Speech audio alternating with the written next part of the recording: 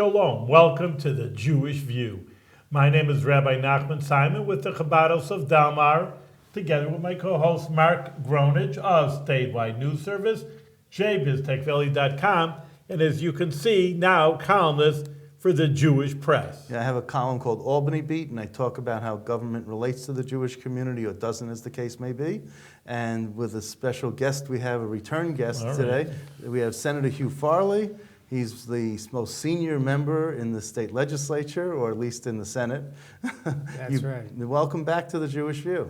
It's my pleasure to be here, and I'm honored to be here. I feel like I've known you for your entire For Senate many career, years, that's correct. You started in '76 and I started in '79. So There we go. Not You're the many only better one. that around that long. So. You're the only senator from Schenectady an area that I've known. So. Actually, I have the second largest district in the state now, 5 counties. Well, Fulton, Hamilton, Schenectady, Herkimer, and Saratoga. and Saratoga. Okay. It's huge. Wow. So that's, but you get around. And I get you out of the house a lot. now, my birthday is November 18th. And mine is the 21st of November. So there you go, a few years We're apart. both Scorpios. That's right. A few years apart, though. That's right. So you're turning 83. Yes. So mazel tov. Thank you. So they say may you live to be 120. So that's Well, unfortunately, I'm still in pretty good health. you are There you very go. good health. I mean, I see you walking around and I you're rode a just- bicycle from Amsterdam, the Netherlands, to Bruges, Belgium. I was the oldest guy to ever do it with this group called, with my daughter and How son-in-law. recently? This past year, Oh yeah. Pretty good. And how many miles is that? about 100. Yeah, beautiful. And with cars whizzing by you, it's Better than kind of me. dangerous. You're a better man than I am. I love bicycling, but not 100 miles. I hadn't ridden a bicycle in 35 years, I think, when I first got on it there. You're amazing. That's I phenomenal. was still in pretty good shape. thank That's God. great. That's Need great. a lot of energy even to be a senator. Well, now I don't It feel. keeps you Keeps you moving. busy. Now I don't have to feel like I have to ask you, are you going to run for re-election? Well, we You know. don't announce that is right away, but as far as I know, I can imagine you would. So. well, we'll see what happens. You know. You take everything day by day. Oh, of course. Incidentally, I do have some news that Yeah. you'd be interested All right, in, there you go. Rabbi. My son Bob, who you know, who was with the counsel's office In the state senate. in the state senate, is going to be chief of staff for Senator Simcha Felder, who is Really? Yeah, Simcha. Oh, that's very Really? interesting. Simcha is one of the finest men I've ever known, and of course, very close with my son. And of course, we have a Jewish heritage. My wife is of Jewish extraction, and Bob is going to be the chief of staff for Simcha, who caucuses with us. Yeah, sure. A very Well, fine man. Well, now we have to get you to that guttural sound of a ch. Simcha Felder. Simcha. Simcha. I- Okay, but that's fine. You can say Simcha if you want. That's fine. He's But- such a gentleman. I'm sorry. I just had love to him. tease you. I tease. I It's joke. excellent. All Okay. right, so that's good news. Yeah, it's beautiful. Wow, that's great. And I know Bob is very. You know Bob? Yeah, very well, because he was also on the Schenectady. He was county, chairman. He was chairman of the Schenectady Legislature. at County one time. legislature, right? The county legislature, and then went into the minority, and used to get more votes than I did. He was a very popular vote getter. And Bob is. I'm very proud of him as his son. He's always been a very fine young man. Wow. So I can never say a word against him as a boy growing up. No. That's unusual. And he is. I'll tell you, I've known him He's for a a brilliant long time. and lawyer he's too. a good- absolutely good- phenomenal, and I'm very glad to have known him and you. You know. Thank you. So, well, the apple doesn't fall far from the tree. Well, I That's appreciate he's more like his mother. I think he looks like his mother, to be honest with you. And I have a daughter who's a very successful lawyer, also an intellectual property lawyer, and she looks like me. The Irish have an Well, she's expression, with the- that's lucky if the daughter looks like the father and the son looks like the mother. She's with the Heslin Rothenberg. She's the lead Farley. partner. Yeah, lead partner. in Heslin, that, yeah. Rothenberg, Farley. over 40 lawyers, Right, very right. successful. Well, that's a local Intellectual, firm? yeah. Intellectual property, that's patent, copyrights, and trademarks. Mhm. She's one of the more renowned in the United States. Now, you're from Watertown. That's where I was born. Now, there was a Mary Farley who just won a state Supreme Court I seat, was and she's supporting- from Gouverneur. That's right, of no relation, but Really? one Oh. that I supported. And a lot of people thought she led the ticket. That's right. She got She more got votes. She More got- votes than anybody. Mary is an excellent candidate, and I and spoke judge with her. now. She's just, and incidentally, St. Lawrence County is the largest geographic Geographic. county in the That's right. state, right. and they would have been without a Supreme Court judge if she had not got elected. Right. Land-wise, it's the largest county That's in the correct. state. Right. And she's, And Rockland's the smallest, and Yates County. I think Yates and Rockland think- battle it well, out. Schenectady's one of the smaller, but I Yes. think the smallest county is New York County. I think. Oh, Okay, Yeah, you which got is one up, Manhattan. Mark. Which Yeah. is Manhattan. So. that's correct. Yeah, There you okay. go. See, Mark, someone went up. Well, you know what I'm gonna No, do? actually, I'm no. going to research this now. You Oh, know that? yeah. Well, do you know that Manhattan Island is not really an island because there's a piece of Manhattan that's connected to the Bronx on the other side of the East River? I So- was born in Watertown, but we were living in the Bronx. Yes. In So. Riverdale. Oh, Riverdale. Yeah. Okay. So anyway, that's our schmoozing here. So Get down to business. tell us what committees are you? Well, I am the vice president pro tem, Right. which is the number 3 in leadership, right behind the majority leader and the deputy majority leader. And I chair, the only committee I chair is the library committee, which I've chaired my entire career. And every piece of library legislation for my entire career has been mine. But I have chaired the banking committee for many years. Right. And I chaired the Environmental Conservation Committee for many years. And I was the first chairman of the Aging Committee.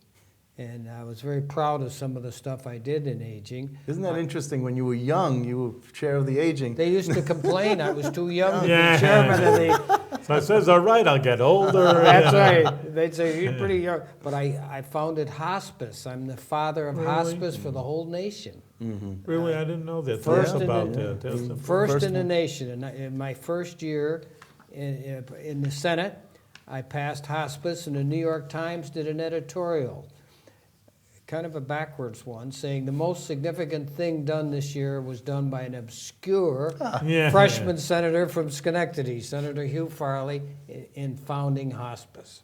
Well, I would put that on that New York Times piece on your website and keep it there forever. I've enjoyed it. I also founded Respite, if you've heard of that program. Yes, That was sure. my idea.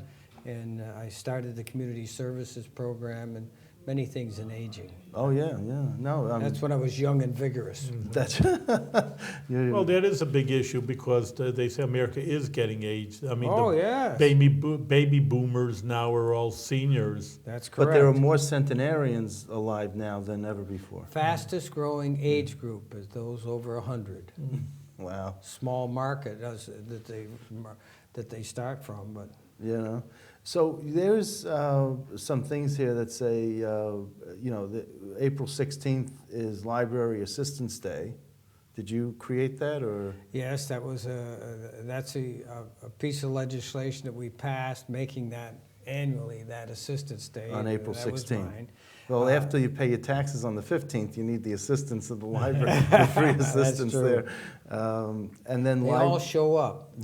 Incidentally, of all the constituent groups, the library people, they're well-read, Yes. they're informed, and they show up, and I'll tell you just don't answer them with a... I have one person that does nothing but answer librarians because they need a complete answer. It's like a school teacher, you know. That's You know want a what they talk complete about answer. librarians? We talked about, I remember last time, but I think it's an important point. Many times people get talk about the tax bill on April 15th. Hey, what am I paying, for library, just for a book? And we do have so many librarians. I mean, we have the head of the Albany Library, Guilderland, Bethlehem Library. So we have a lot of librarians on here, and I, point that out to them. And, it's just amazing. I mean, maybe to me, I'm sure to our viewers, a library is not just about books anymore. You think library, take out a book. and they really expanded their services. The late Senator Javits, who I admired and thought was one of the finest senators that ever served, he called them the cathedrals of learning. It's interesting. And they are, and they're also for the elderly. They're a focus point for getting online and doing so many things. The libraries are a very exciting part of my, as I said, they're a labor of love for me. Now, when is Library Week? It's in the spring. Okay. And they all show up. That's because that's their lobby day, or Yes. the week that they lobby, that That's they correct. come up and ask for more money, and educate the legislators on why it's needed and how libraries are changing. Historically, libraries were the first to be cut and the last to be funded. That's right. And today, I've been trying to say they should be part of the education system and the education budget, because they are the education for the masses. Yeah. And that we have been very good with libraries. The Senate, I'll be honest with you, my Senate has been in the forefront fighting for library aid. So then they have also Friends of Library Week. That was created in 2007. Now, is there a group, Friends of the Library? That's Yes, a nonprofit group? Is that what it is? They are people, they're regular citizens that are devoted to libraries. Because they don't pay enough money in taxes, so they want to give more money just for the libraries. No, I think that they're people that are truly interested in the libraries themselves, Right. and trying to promote them in their communities. You see, the libraries all started out in these in the cities. And these cities are being vacated by so many of the affluent and so forth, and they're having terrible struggles financially, and they can't fund these libraries. And consequently, they fall on hard times. Many of the small cities, Gloversville, which is one of my cities, they created a library district. They have their own separate tax things because the city couldn't fund them anymore. You know, see, you're right. I never thought of it that way. But it's just like who needs the library the most are the poor children. A rich child has their own computer, has their own internet, can buy any book they want. And it's the poor districts that really need the library more. It's interesting. I never thought of it that way. And then like the you're bringing out. elderly who don't have that opportunity either. Now, when you go to, there are certificates there are that are at your disposal. There are proclamations and resolutions, which are Citations. and citations. So when you go to a library event or library week or any of these special weeks, do you normally pass a resolution or hand out a citation or yes, do something like that? Yes, I do. Generally speaking, I give it for an award something that they've done. I use it as something that's significant. I don't consider it just something that you do in a meaningless way. I think it demeans the whole process if you do it that way. And consequently, let me just say, we have such a thing in the Senate as bullet money for school districts and so forth that got shortchanged in the distribution. I take some of that bullet aid and give it to every one of my libraries. Every single How library. many libraries do you have in your district? I have Approximately. about 30-something. Okay. If you could believe it. Wow. A lot of little small town libraries, and they are so appreciative of that. So because I was listening to, there was an assemblywoman I was listening to, and she said, "Oh yeah, we just do this all the time. Oh yeah, this is something we don't have agree with that." And that's, she made it sound frivolous. Is what it was. I don't think it's frivolous. So- And I don't think my job is frivolous. Right, And I think it's very serious. And I appreciate so many people, the effort that they put in. Librarians are not the highest paid people in the world. And again, they provide a great service. So they need recognition Yes, they do. when it's appropriate and when it's worthy, right? Not just any time. That's right. Okay. So I don't know if we didn't talk about this earlier, but can I ask you your thoughts on the Sheldon Silver trial, or Well, what the overall? It's, as I was speaking to the rabbi earlier, maybe it's just my personality. It's very hard for me to step on somebody when they're down. Right. For instance, I'll give you an example of somebody that was convicted, which I think was really terrible, in Senator Tom Libous, who's on death's door. He's very, very sick man, and takes chemotherapy almost every week, and hanging on. And he wasn't forthright when talking to the FBI about his son. And I can understand that. Apparently he said he lied to the FBI, and they convicted him. And you know, if he has to go to prison because of all the health problems he got, more likely he'll die. So I feel badly. I feel badly for Speaker Silver, and it's hard for me to step on anybody when they're down. And I'm not asking. That's just my. And I'm not asking you to. I'm Okay. just asking you, just generally speaking, when they talk about this culture, and they know. talk about the. I don't agree with it. I'll be very honest with you. Many of the people that I serve with are the most selfless people that I know. I had a wonderful job as a law professor. I started as an assistant, became a full professor, well paid, and loved teaching. I had a great job. And I'll tell you, my wife thought I was nuts to go into the Senate because it takes an awful lot away from the family, and you give an awful lot. And many of these people that serve are very selfless, good people. The vast majority of them. I was mentioning Simca Felder. No, I don't know of a finer human being. But you know, I have a list of legislative bad apples, and there's been 50 since 1976. society. But that's right. There's It's bad apples everywhere. So I'm not saying that anyone should be kicked when they're down at all. So don't get me wrong I with understand. that. But I'm just talking about, generally speaking, that should people. I mean, I don't think if these legislators got paid more, that it's in their soul if they're going to do something wrong, whether they're paid more or they're not paid more. And I'm just wondering, you know, if you feel that same way, or if you feel that... I do think that they should be adequately paid. Otherwise, you'd only have wealthy people there, or somebody that didn't need to. You need a cross-section of society, and I think they should be well paid. But you're happy with the salary? Yes, well, I'm not in it for the money, and Right. I live a modest life, and I'm very pleased with my salary, and but by and large, I think that particularly members of the Assembly, there's probably 40% of them that get no Lulu quote. Right. They make $79,000, and if they're from New York City, that is not a very high wage for You know, Senator, something, we're on the Jewish Fusel, and I'm a rabbi, so I have to say something from Jewish law. They taught us in rabbinical school, there's 4 big major parts of Jewish law, not to get into that here. And so it's a little bit of a story. Then they asked a candidate and said, do you know the 5th part? Thinking, oh, you know, I learned 4. Well, you know, maybe something I don't even know. He says, you know, the 5th part is common sense. And that's a little bit what I always think about. You know, maybe the FBI, they got exactly the person on a technicality, you know, it's the law. Yeah. But a little bit, like you say, that's what I'm saying, a little common sense when you prosecute somebody. You know, did they do something horrendous?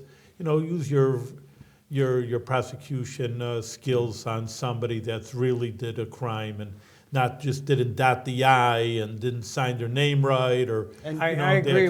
Good for you, Rabbi. I couldn't agree with you more. The thing that bothers me most about it, I think there's a perception out there that the legislators, the senators and the assemblymen, they're all crooks. You know, throw them out, all of them. Well, you know, that's not true, and you have to look at an individual. I like to think I've served with honor and integrity. I do the very best I can to try to do that, and I think many of my colleagues do even more so. No, and I agree. And I'm just, you know, because I've been around the game, you know, around here for a long time.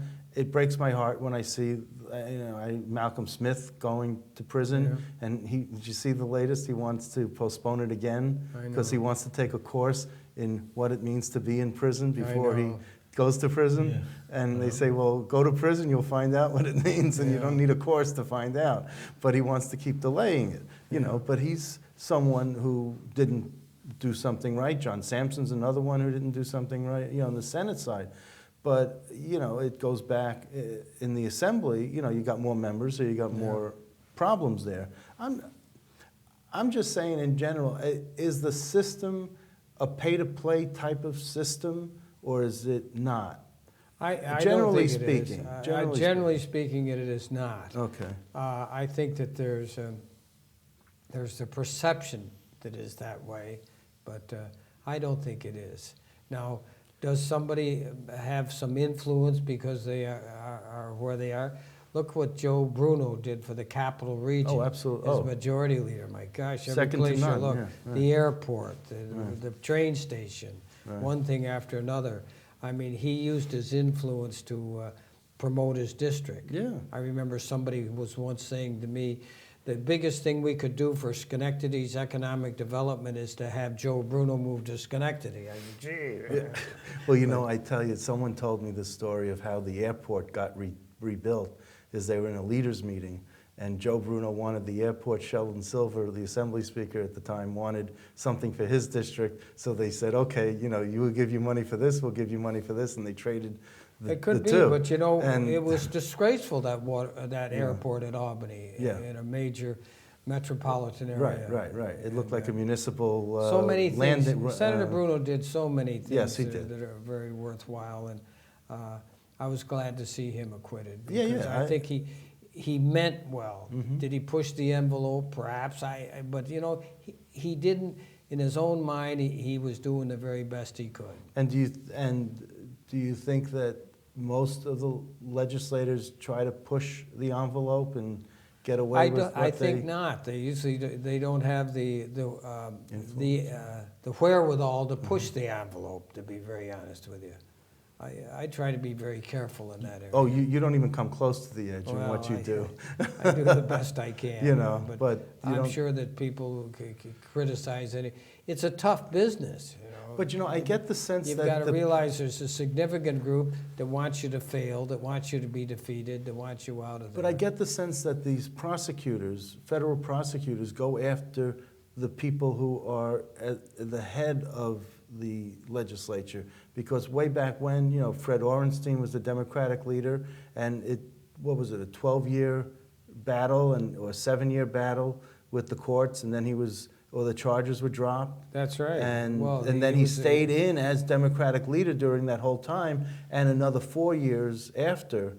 You know, Fred Orenstein's so- a remarkable guy. I think he's in his 90s, Yeah. and he's still functioning and lobbying and working. He comes up and he has a home in God, Columbia. he's incredible. He has a home in Columbia County. Does he? Yeah. So he comes up. He's something else. I always say to him, I want to be like you when I grow up. There you No, go. I just but always then felt- but then Mel Miller, you know, was also someone who was charged but then acquitted, but he gave up his speakership. You know, they go after Maybe the make top a name people. for themselves. Well, but it brings down the whole institution. Yeah, it's a perception. When I came in, the Senate was very highly respected and so forth, and a lot of that has changed. I Yeah. see an awful lot of bitterness out there. You know, the Tea Party is an example of something I think they want to throw everybody out. Mm. And, you know, But we don't have too many Tea Party people in the state legislature. well, We have a few, but I don't think we have too many. I think there are some in the assembly, but they're in such a minority. You're that right. you know. But they're a factor out there. Yeah. Yeah. I just, so do you see how this perception could be fixed at all? Do you think about this enough where you could? You know, it's difficult to get good people to even run for office today because they don't care for the public disclosure of everything. For instance, I have to disclose everything that I have, and like you say, with Amy Poland putting everything in her house.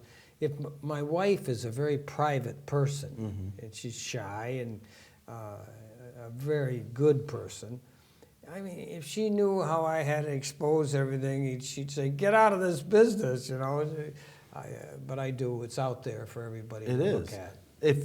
but you have to know where to go to look. You just know. can't put in I know. your name in the search engine and your financial disclosure will come up. I mean, you really have to go through JCOPE, the public integrity. But there's an awful lot of people that don't want to do that. There's a lot of people that are private in their persons and so forth, and it's difficult. People don't want to give up that. So you own stock? Do I? Yes, I do. So if you had stock where you had to take a vote, would you go to your majority leader and say, "Look, I think this might be a conflict of interest"? The only time I ever asked to be excused from voting was once in all my years in the legislature, was when I'm a professor and I was in TIA CREF, which is the pension program for the university, and what they did, they were making TIA CREF just like the state pension where they contributed to it. I felt that was not appropriate for me because I was teaching at that time. And I asked to be excused from voting on that. Well, it would have benefited me. You taught business law at University at Albany. That's correct. Right. Yeah. So when you, now do you get a pension from?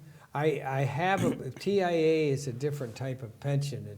You can contribute to it, and at that time, then the state started contributing to it, and but it's a lump sum, Right. and you can draw from it. And when I retired from the university, which I have, that lump sum is there.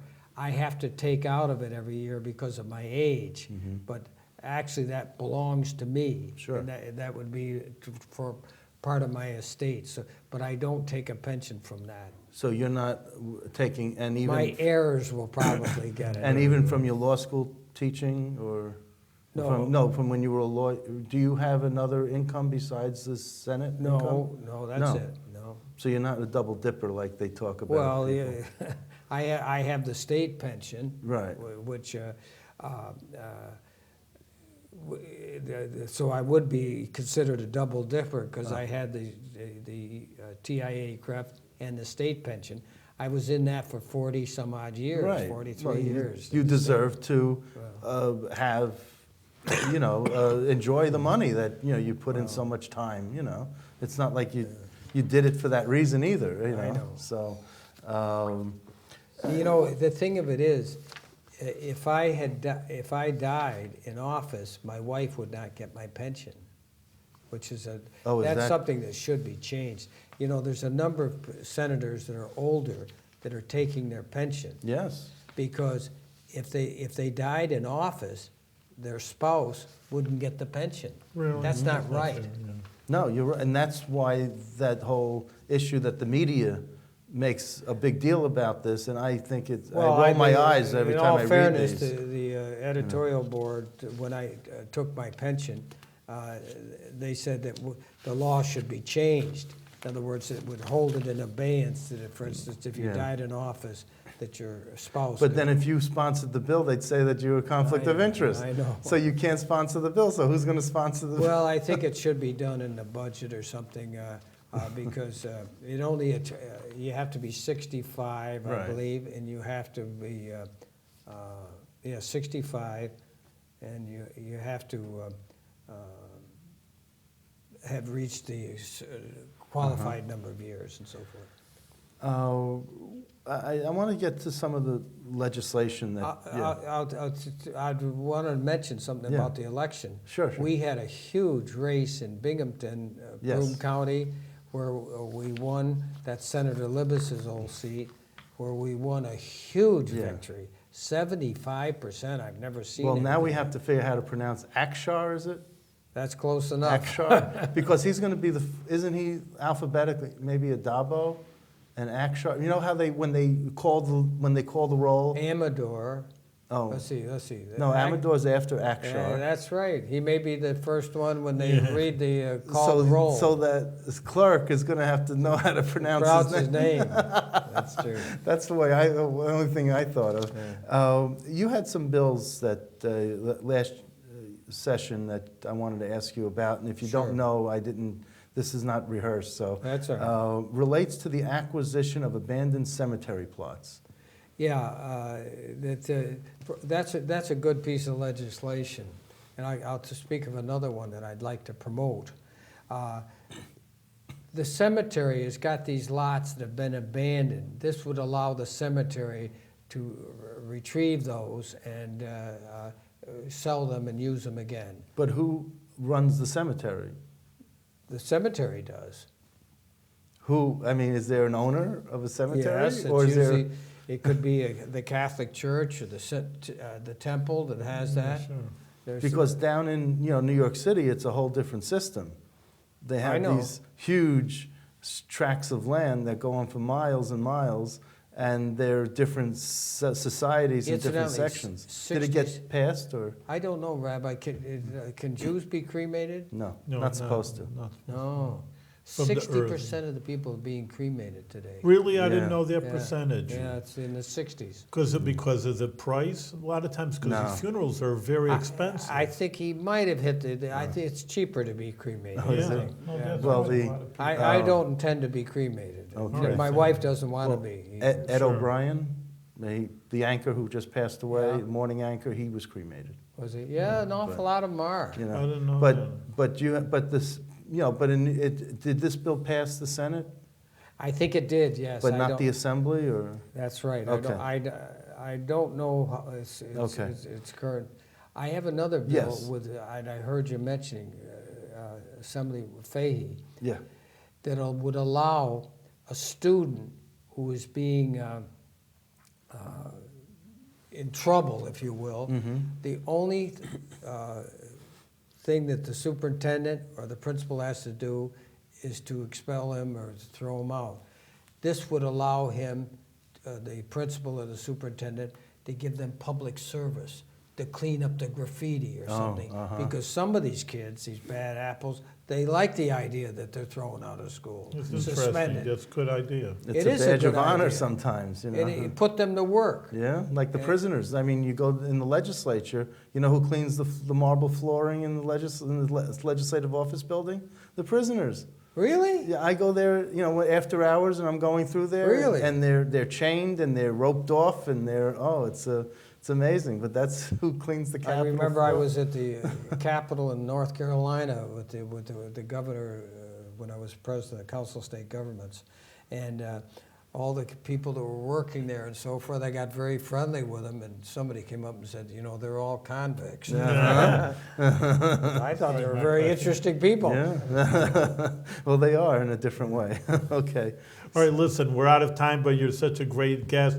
We're going to have you back again I because enjoyed it. we want you to be with health. That's the main thing. You may be old, but you have a young at heart. Well, thank Just have you. a lot of You're things. my kind of guy, Rabbi. There you go. We're both 29 years old. That's right. That's all. Well, You keep have a up the lot good to- work. Much success. I feel good, and that's half the battle. There That's you right. go. Thank you.